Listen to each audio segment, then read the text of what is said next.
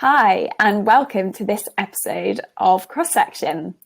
I'm Jo Evans, and I'm recording today's episode from my really quite cold flat because I'm refusing to put on the heating in South London.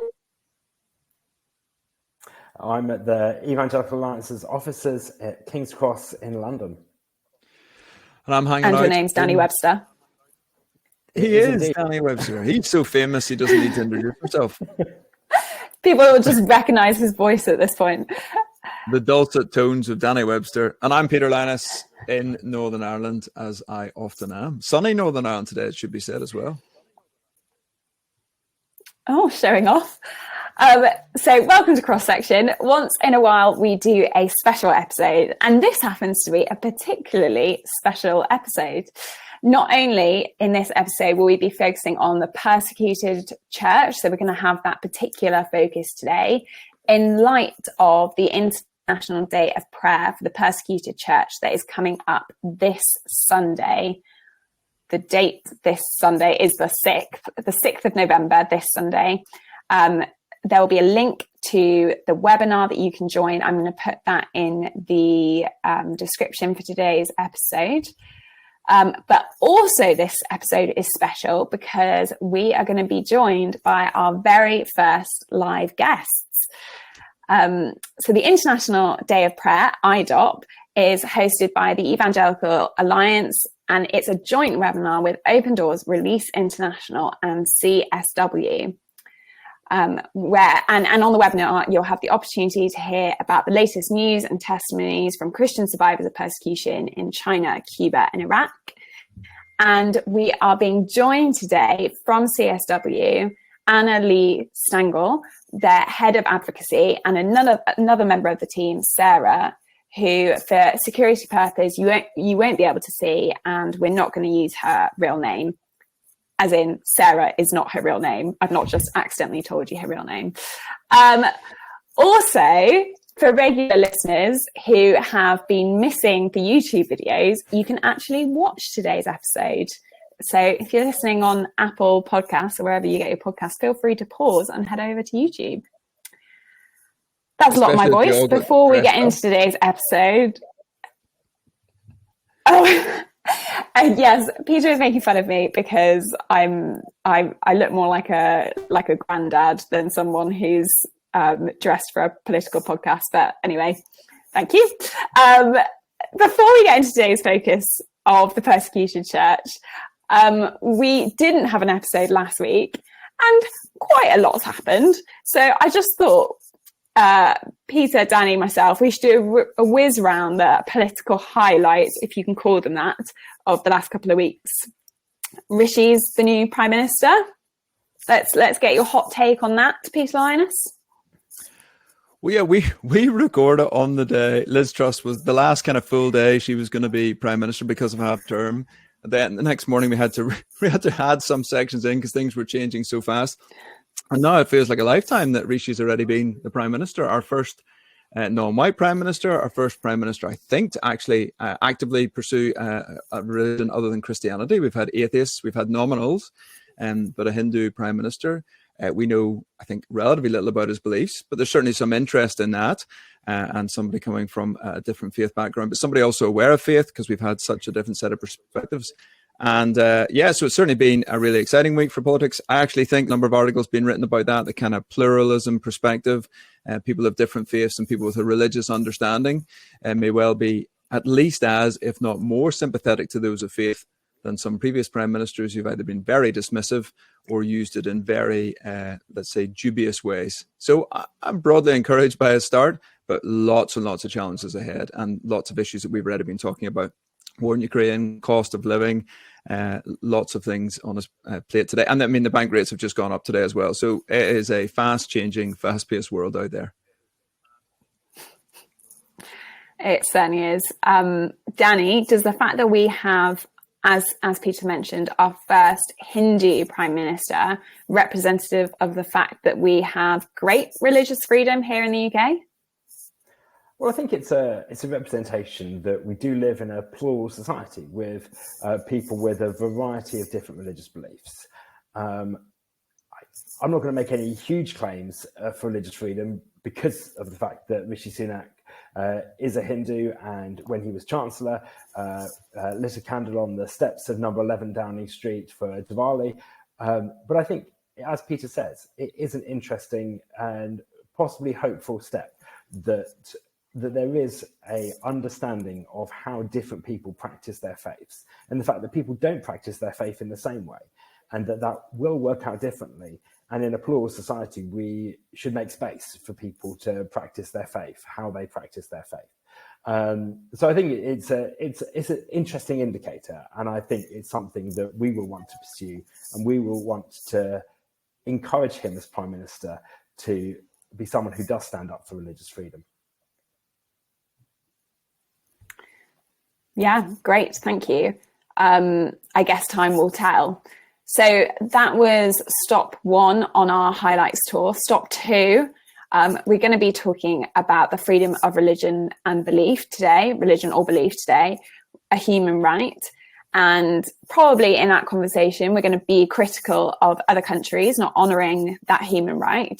So do you think, Danny, let's go back to you. Do you think the UK is failing to honour human rights right now in the stories that we're seeing coming out of the South Coast? Well, obviously, the stories around migration and people crossing the channel in small boats it's dominated the UK news this week. I think it cuts to the heart of human rights, because human rights are built on treating people with dignity and recognising that everyone should have dignity. And actually, the original human rights charters came out of a lot of Christian values and Christian beliefs, that we are all created in the image of God and that we should all be treated with dignity. And I think how we talk about immigration, how we think about immigration, affects how we think about people.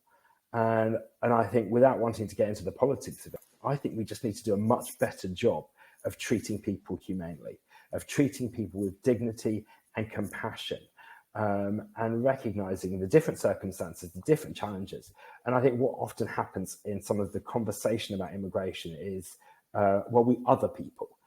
We put people in a box that enables us to talk about them in a different way, and therefore to possibly treat them less well. And I think some of the circumstances that are coming to light, some of the questions about detention and housing, a lot of that stems from a sense that we end up othering people who we don't want necessarily to treat in the same way we would want to be treated ourselves. And so I think that's how it does cut to questions of human rights. And I think it's really important for us to make sure that we are talking about human rights for everyone, and that we are working to treat everyone in a way that respects those rights, that respects their dignity. And as Christians, I think we need to put a really high priority on valuing God's creation. Yeah, Suella Braverman's been in a lot of trouble this week for using the language of invasion.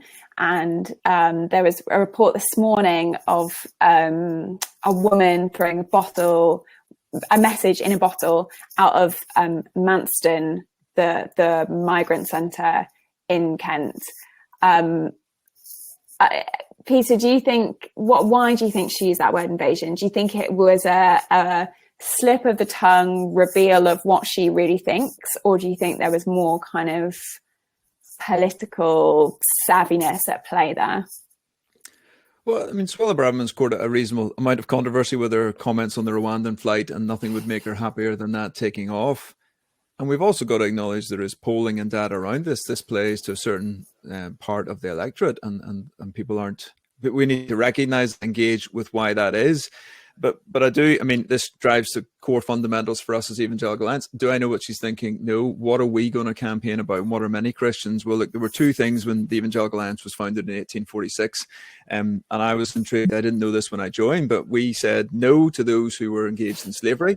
Human dignity was critically important. But then the first appointment made by the Evangelical Alliance was a religious liberties kind of commissioner who was sent initially to Turkey. A kind of ambassador was employed to go and fight for religious liberty everywhere, because these two things are interlinked. There's a reason we're talking about them.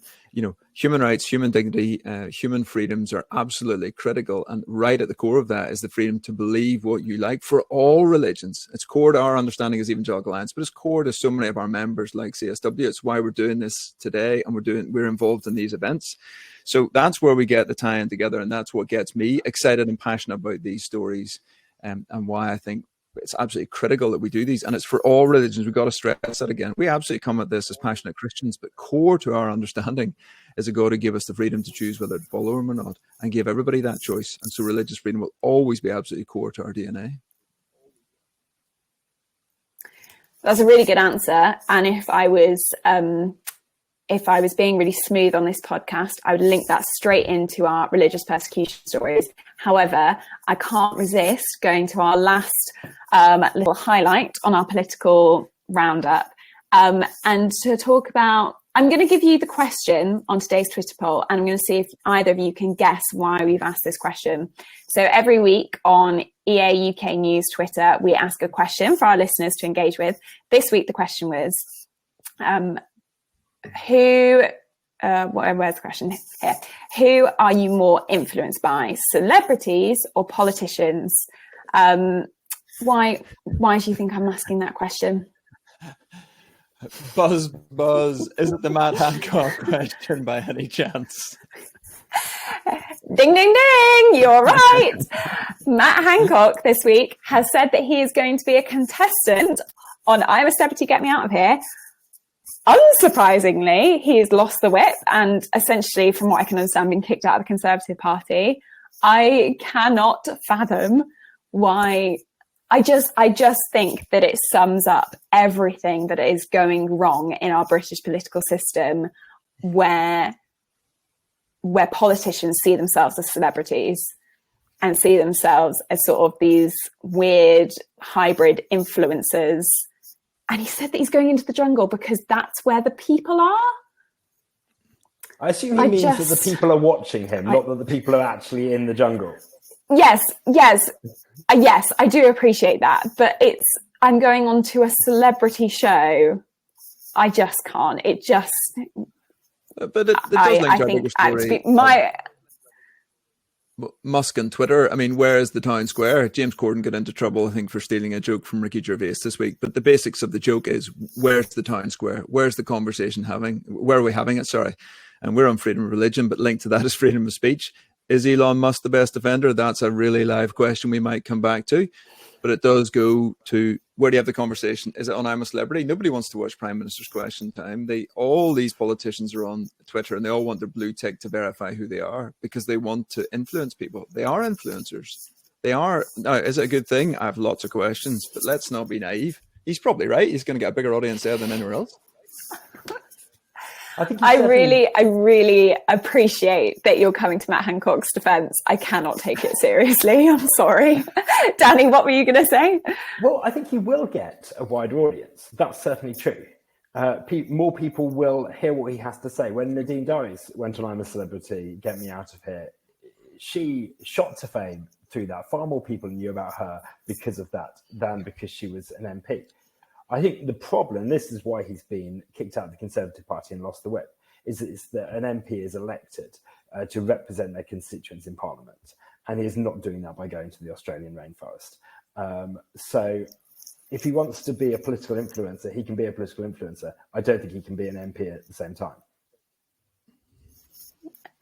I'm a Celebrity, Get Me Out of Here is essentially a popularity contest. And I believe a huge problem in our UK politics at the moment is that politicians are treating politics like a popularity contest, which is not. Well, anyway, democracy has a certain element of that, Joe. Yeah, you have to accept. Anyway, you need to move us on. Something more substantive. Come on.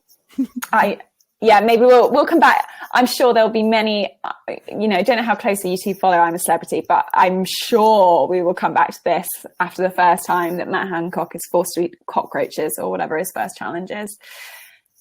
Anyway, I want us to talk about the media representation of religious persecution. I'm going to come to our guests on this in just a minute.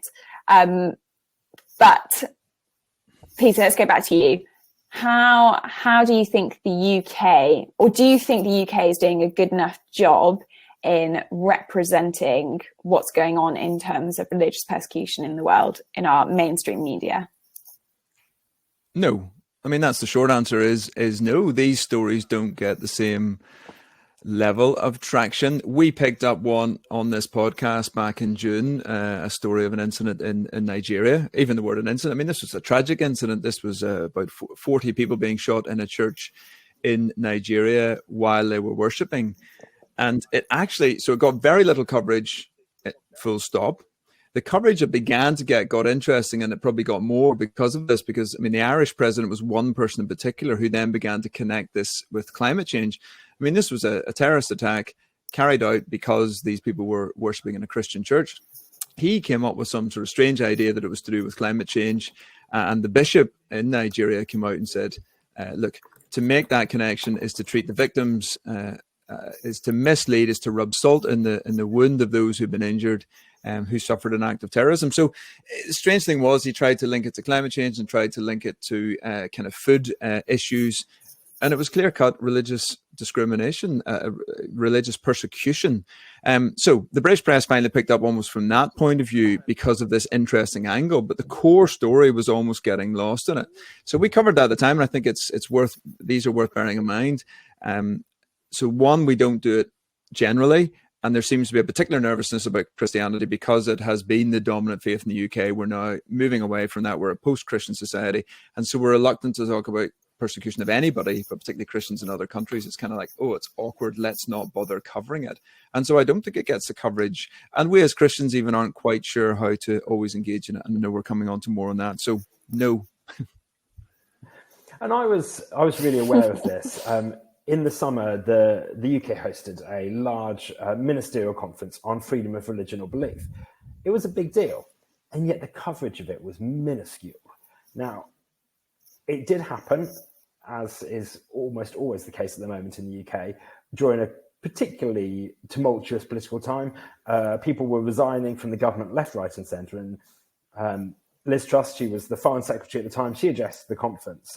She then went on to become Prime Minister and then stopped being Prime Minister shortly after that. But so it did get swamped in the news. You can make excuses like that. But even ignoring all of that, it just didn't get the coverage. And it feels like it is hard to talk about a situation that affects millions and millions of people all around the world. And I just don't. I think partly because it's so persistent. And yes, there were these, when a particular story happens and a large number of people are killed in particular atrocities, it might grab the headlines for a day or two. But it shrinks away very, very quickly afterwards. And I think that's the challenge. It's helping to see how focus can be sustained when often the persecution happens over years and decades, and it just needs the persistence to try and keep attention on these issues. Well, I'm going to come to our guests who have been waiting so patiently in the background of this podcast. Annalie, if I can come to you first. Firstly, tell our listeners where you're coming from today. I am in Washington, D.C., in my basement this morning. It's so good to have you with us. I know that firstly, your role as head of advocacy for CSW, did I get that right? Yes. Joint head of advocacy, there's two of us. Yeah. You're obviously advocating for people who are suffering religious persecution all the time. What's been your experience of trying to get those stories into mainstream media? We have an excellent press and public affairs team, which do an amazing job on that. But I think it's a challenge, not just in the UK, in the US as well, and around the world. Especially in Europe and North America, where we have an increasingly secular society that's reflected in the media. That's not to say there are not journalists who are Christians. There are some, and I know them personally, and they're wonderful and doing a great job. But by and large, the majority of people in the media sphere are either nominally or not particularly religious. And so approaching a religious freedom issue for them can be kind of fraught with tensions and fears about it being controversial. We know the media likes some kinds of controversies. Prince Harry and the royal family is a very safe controversy, but what's happening in Nigeria with Christians and Muslims is not a safe controversy. And what's happening in India with Hindu nationalists and Muslims and Christians is not safe, because it has this ability or potential to stir up emotions and the kind of controversy a lot of editors shy away from. And so I think that's a big part of it, of individual people in the media not really understanding religion from a personal point of view, but then also people who are making decisions on what runs or doesn't run, taking into these account these different factors of potential for blowback or backlash. That's such an interesting point, because definitely we see in the media that news stories are reported to with emotional intent, to have an emotional reaction from the reader. What do you think it is about these religious persecution stories that the media is scared of? I think there's various things. We've seen some kind of horrific things happen in the past, looking at the Charlie Hebdo situation in France a number of years ago. I think that is part of it, of not wanting to offend certain sectors because there's actual physical danger involved with that.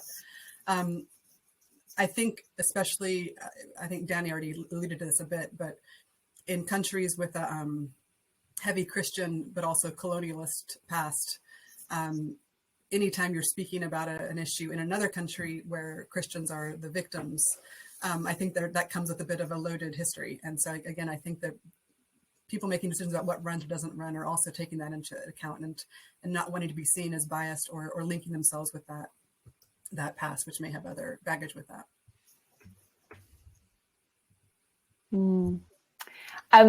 We're also joined by Sarah. Hi, Sarah.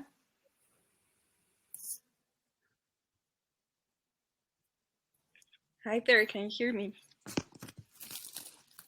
Yes, we can hear you loud and clear. You're joining us from part of the world where it's even earlier. So thanks so much for being with us. Why do you think it matters to try and get stories of religious persecution into mainstream media?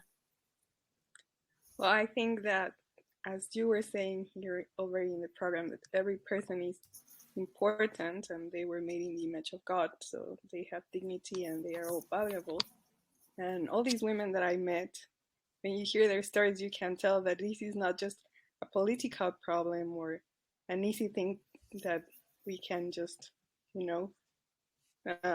live with. But it is a complicated situation for families, for children, for women that are suffering the consequences of bad decisions that people are taking just because they don't understand that we are all free to believe.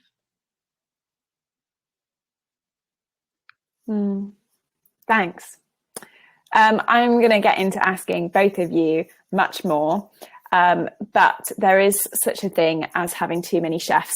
So Peter Lynas, I'm afraid this is your cue to leave. You're going to go on to other important tasks about in your day. What's next on the agenda for you, Peter? Preparing for more media things tomorrow, a news review, which I love. But I'm sorry to miss this conversation. But we did conclude, yes, too many people trying to do an interview is not going to work. So I got fired. Bye, Peter. Well, as he said, he's going to miss being involved in this conversation. But what a seamless transition to remind you to subscribe to this podcast, to share it with your friends so that they don't miss out on this conversation.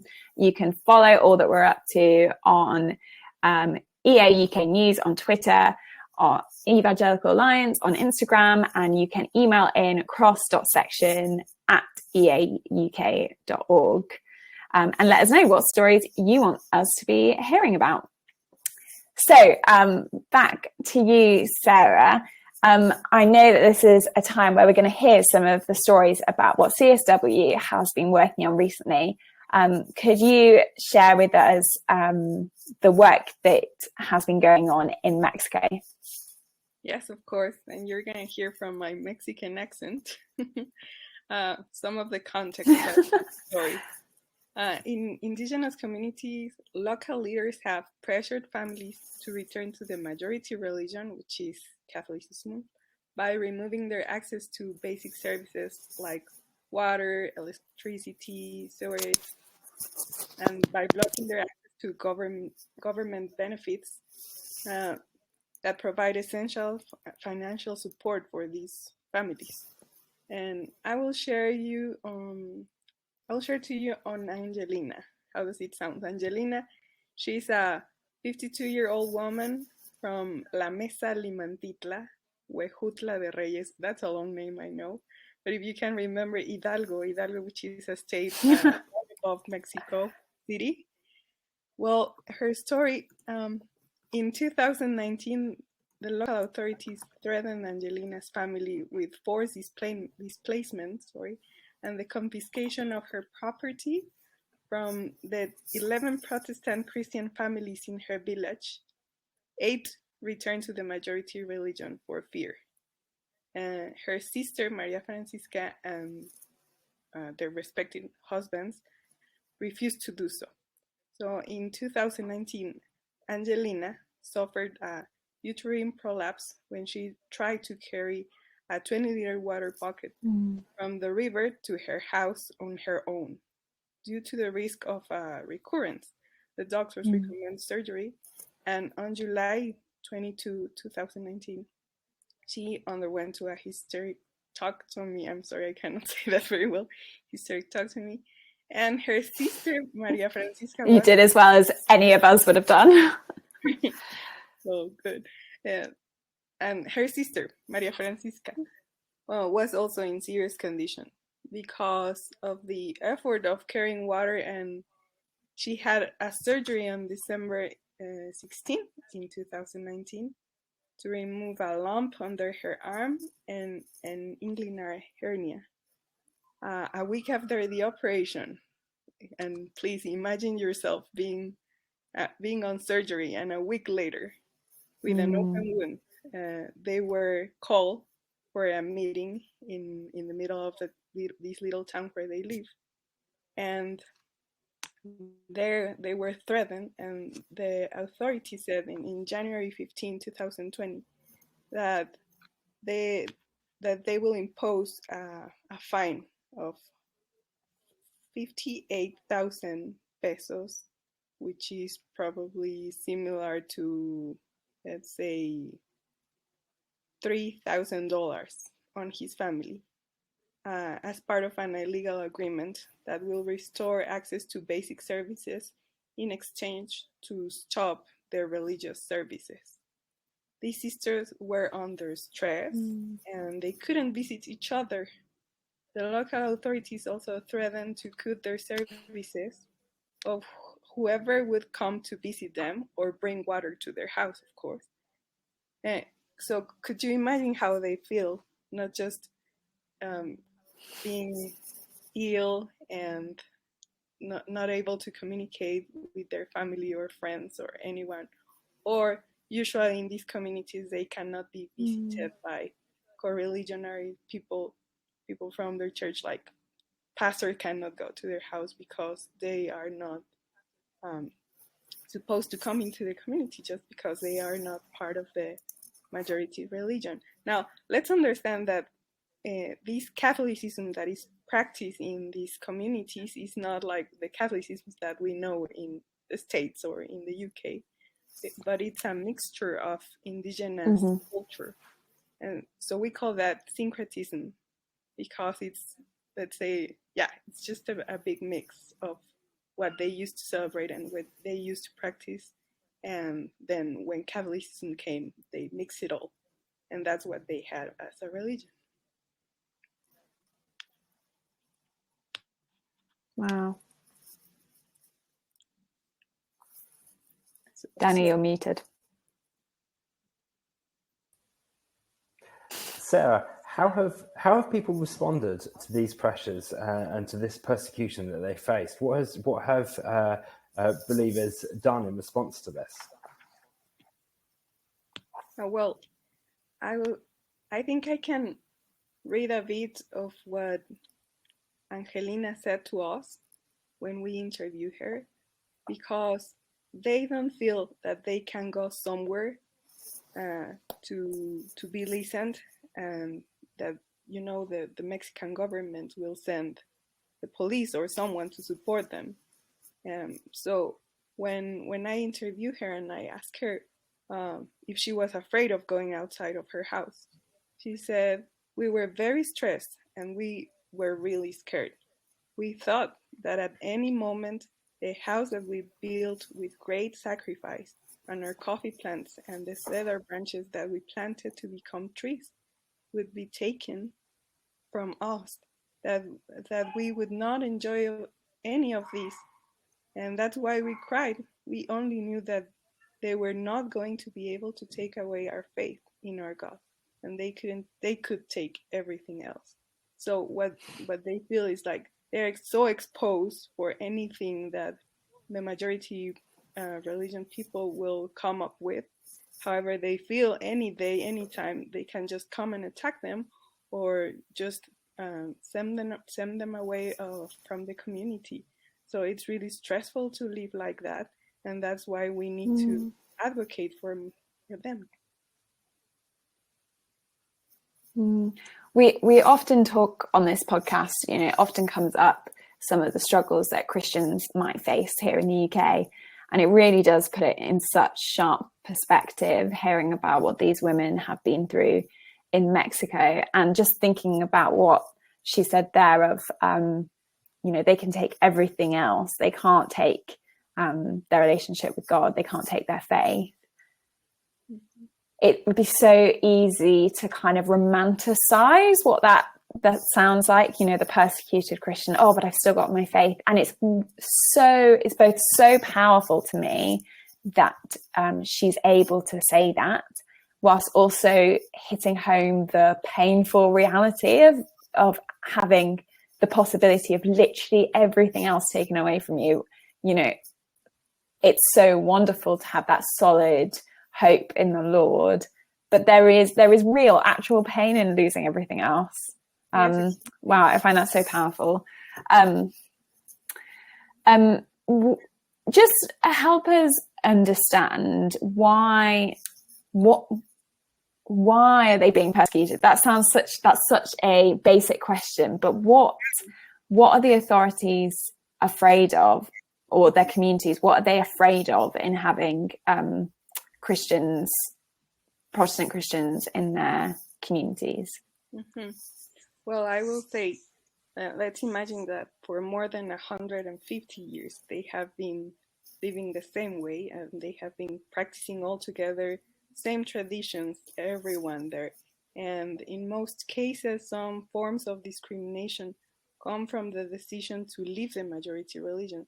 So as soon as the local authorities realize that they are not going to collaborate on the festivity of the saint, or that they are not willing to clean anymore the church, or wash out the curtains, or bring flowers to the church, or however they were serving, or they were used to see them serving there, then in the community's religious uniformity is often seen as an essential cohesion. So it's like we are one thing, and so opting out of duties and practices associated with the majority religious is unacceptable, as it often meets with punishment. So you are not willing to do what we expect from you. We all have this order here, and you are not willing to be part of that anymore.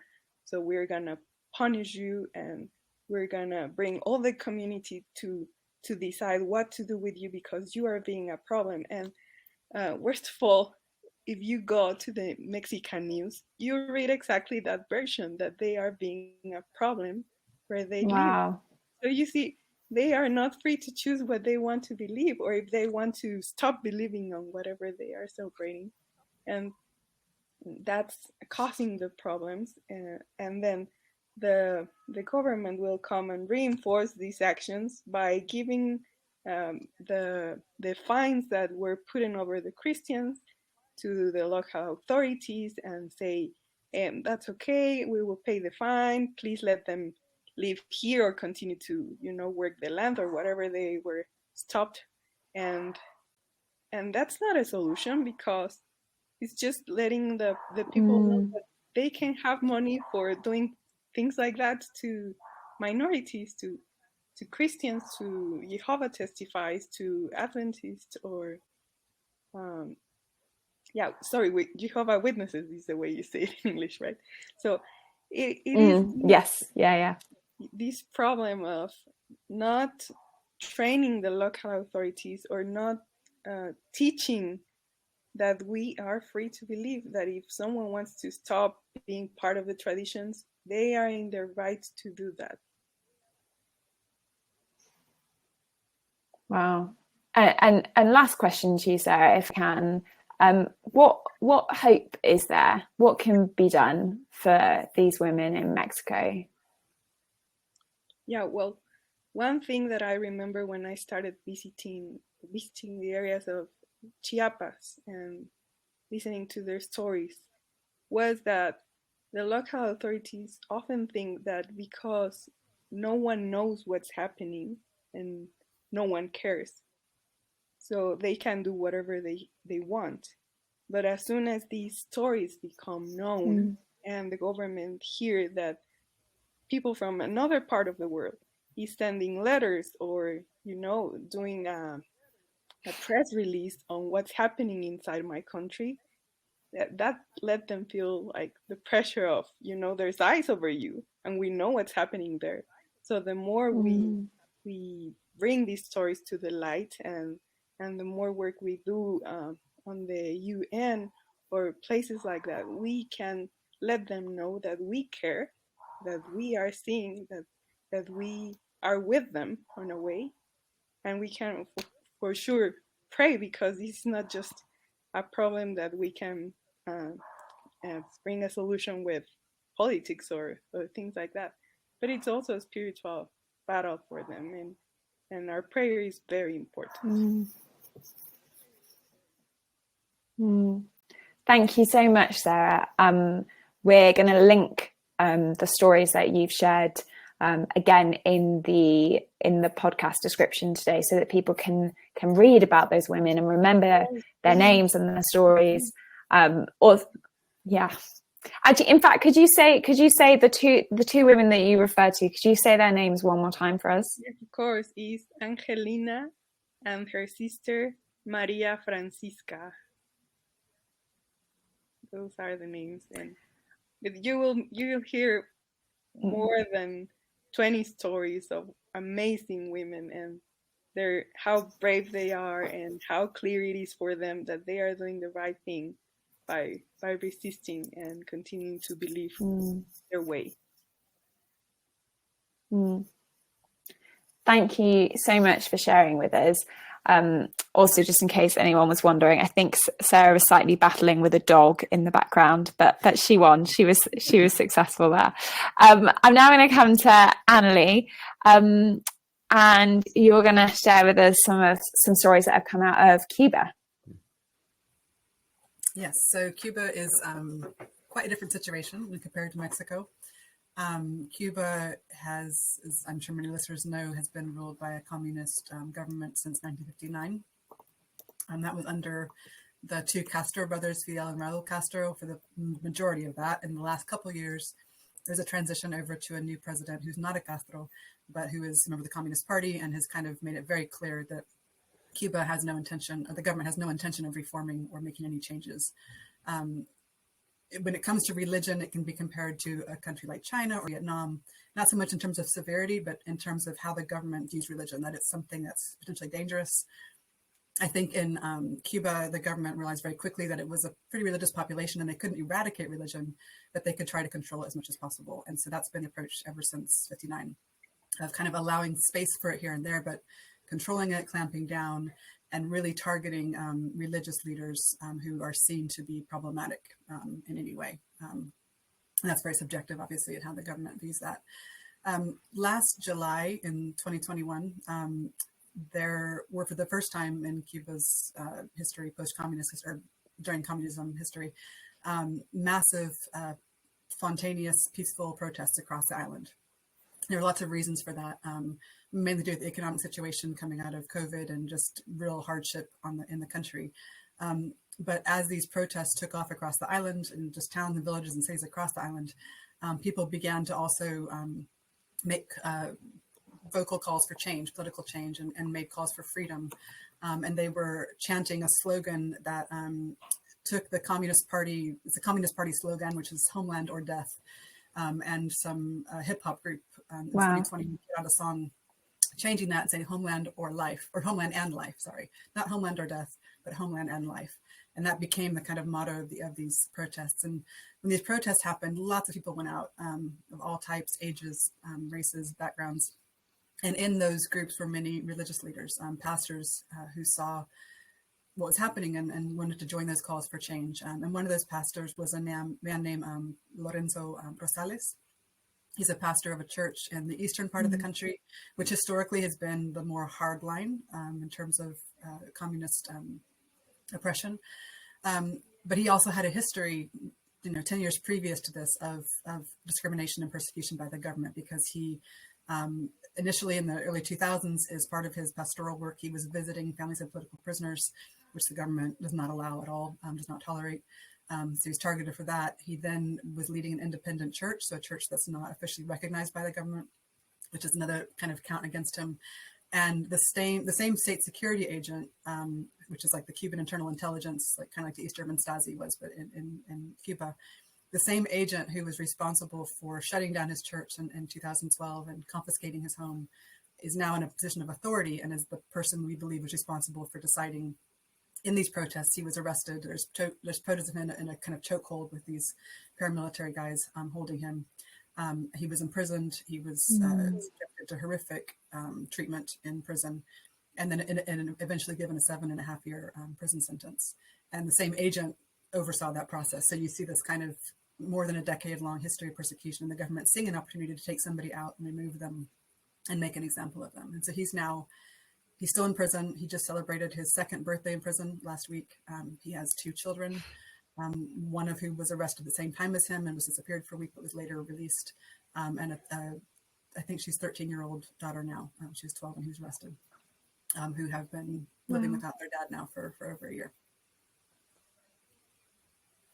Anna Lee, how does the kind of interplay between the political dissidents and the religious freedom play out? Does it make it more challenging to speak up for freedom of religion and belief in this context? It's really interesting because the government, Cuban government has been very smart. They're very aware of the power that faith can be in a population. I think they really saw what happened in Eastern Europe and countries like Poland and others, and Romania, and took note of that. And they've gone to great effort for decades now to try and separate anyone who's viewed as a political dissident from communities of faith. And so one thing that's happened consistently over the years is if somebody is in a church and they become a political dissident, or they're seen as an activist, or a political dissident joins a church, oftentimes the priest or the pastor is approached by state security, told, you eject that person from your congregation or we'll shut your church down. And for years, many pastors and priests kind of weighed up those two things of, do I take this one person out, or do I have all, my entire church, all these people who come here, closed? And it's a almost impossible decision to make. And I don't absolutely judge anyone for making it. Many church leaders decided to ask the person to leave because it was the only option that they saw as viable. And so that's part of a policy of social isolation. But many of those people, many of those dissidents and activists do, not all of them, but many of them are people of faith, Catholics and Protestants, and that plays a very important role in what they believe. And what we've seen, which is really interesting since July 2021, and these protests where hundreds of people were arrested and imprisoned along with the pastor that I mentioned, is many more priests and pastors just saying no to the government, that we're not going to stop visiting families of political prisoners. We're not going to stop praying for them. We had one pastor in central Cuba who also leads an unregistered church, who tried to put on a prayer event last spring for Pastor Lorenzo's family and also for other kinds of political prisoners. And not just he, but elders in his church, Sunday school teachers were approached by state security and threatened and warned of all kinds of consequences if they went ahead with it. He ended up postponing it, not canceling it, because he's like, the government's not going to cancel my prayer. But the pressure was so intense that they had to postpone it. But it's interesting to me because it shows that the government fears that coming together of people who are calling out for justice and freedom with faith. And they also fear the power of prayer. They would go to such lengths to shut down a prayer event.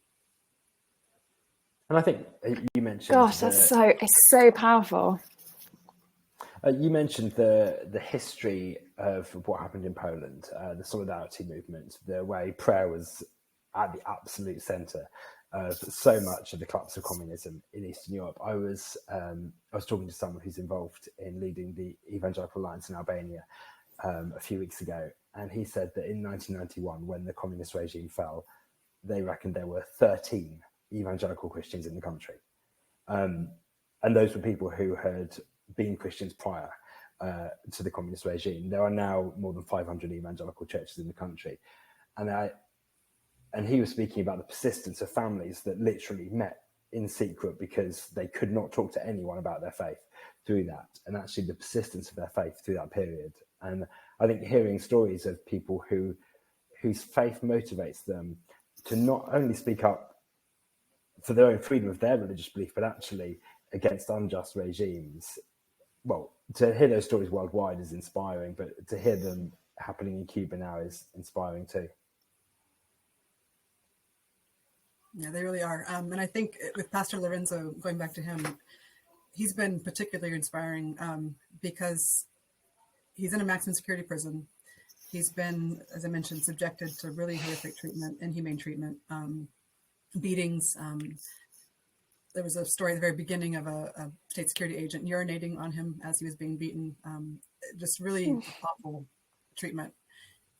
He's been put intentionally in cells with violent criminals, and the idea is that they can do whatever they want with impunity.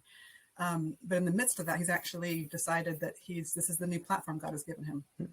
And he said, I'm going to not have the quote exactly, but something like, they cut my hair, they shaved my head, they changed my clothes, they put me in a new platform, but I'm going to continue to preach the King. And in the prison, he's been preaching and reaching out and converting other prisoners, men who he's described as having no hope, men who have, lived really sad and kind of hopeless lives are finding Christ in these prisons. And they've written letters, saying thank you to his family, saying, we know you don't want him here with us, but we're grateful that he is because he's given us life. Oh, it's so amazing. There's a report on the CSW website going over the story of Pastor Lorenzo, which we will put in the episode description today. I also want to read a quote it's a quote from that report from one of the prisoners that you were referring to, Annie, and it says this: I want to thank our Lord for putting Pastor Lorenzo Rosales on our path, because he has been a blessing for us. He has been the instrument that the Lord chose for the truth to come into our lives so that many could come out of darkness into the light. It's just, what I keep thinking, you said about how the Cuban government are fearful of the power of prayer. And it's a strange one, because they absolutely should be, because look how powerful, even in these terrible circumstances, how powerfully God is moving through Pastor Lorenzo and others.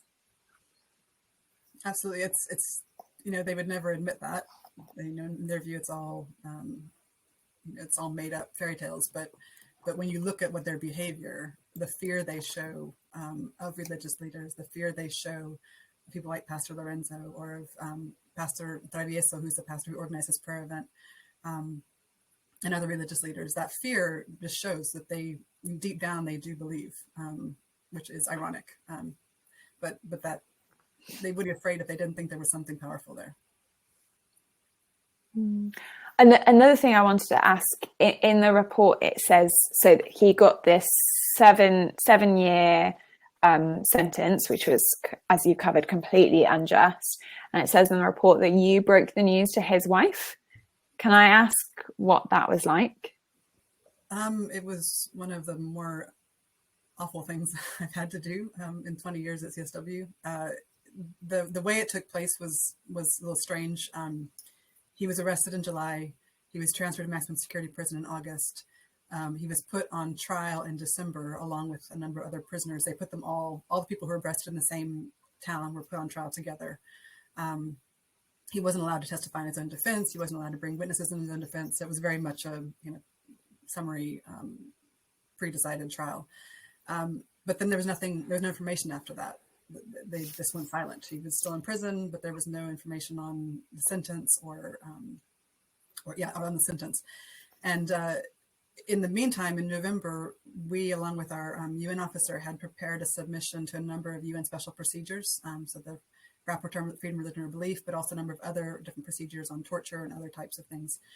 And 5 of them, if I remember correctly, wrote a formal letter to the Cuban government about this case and asking for information in response to questions about it. Cuba had a deadline to respond to that. They didn't respond within the deadline, which was interesting in itself, that they kind of just ignored it at the beginning.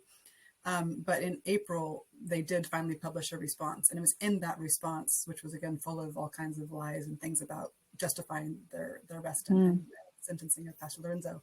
But it mentioned kind of almost in passing in that report, in that letter, that he'd been sentenced to 8 years.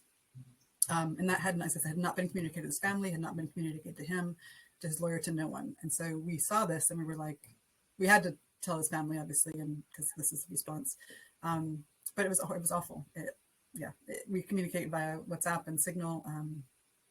So I sent her the response because she wanted to see it, but I had to say, in this response, it says this is what the sentence is. And she was understandably distraught and upset. And she then had to go tell him because he didn't know either.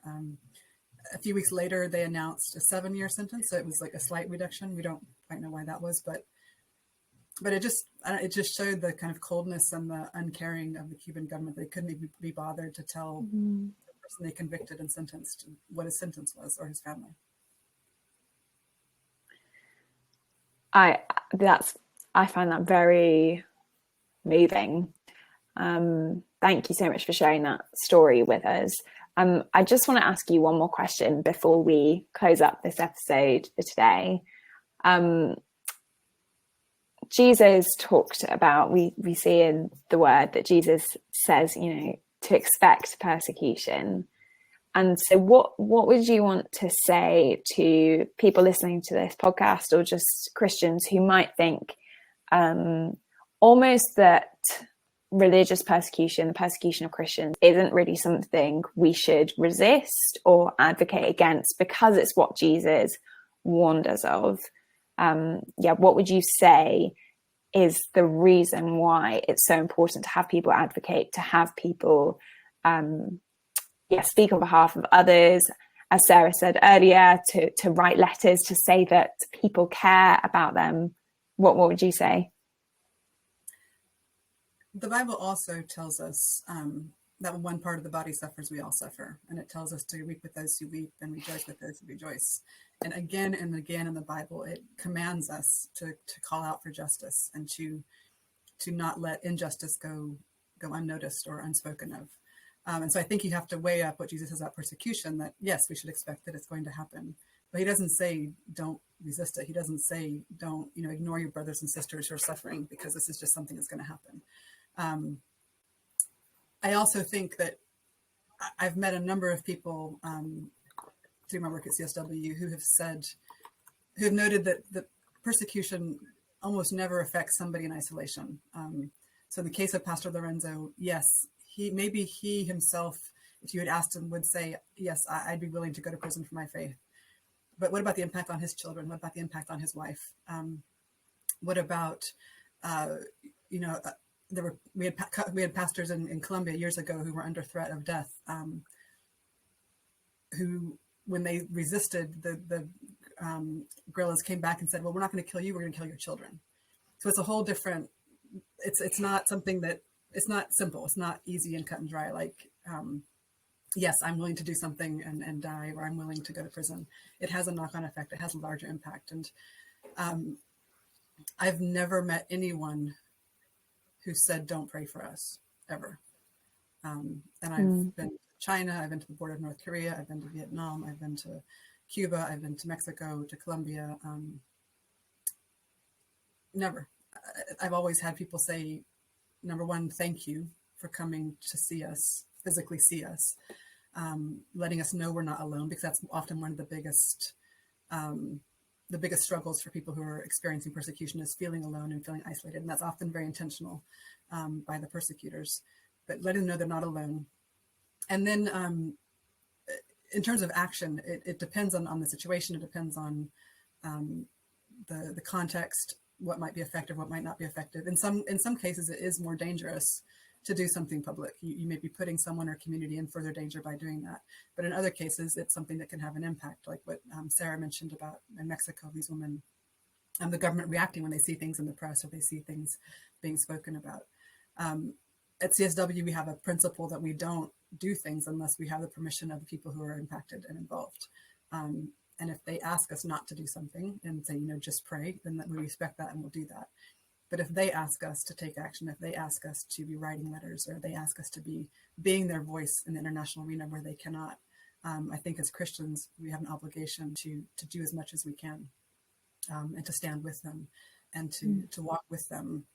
We can never understand their pain. We can never fully experience what they're experiencing, but to walk with them as they're in that situation as much as we can, and offer that unity. And I always go back to what Jesus prayed in the Garden of Gethsemane, but because it's those words before he went to the cross are so powerful to me. That what he prayed for was unity. He asked, "May this church be one. May there be one, as you and I, and the Father and I are one."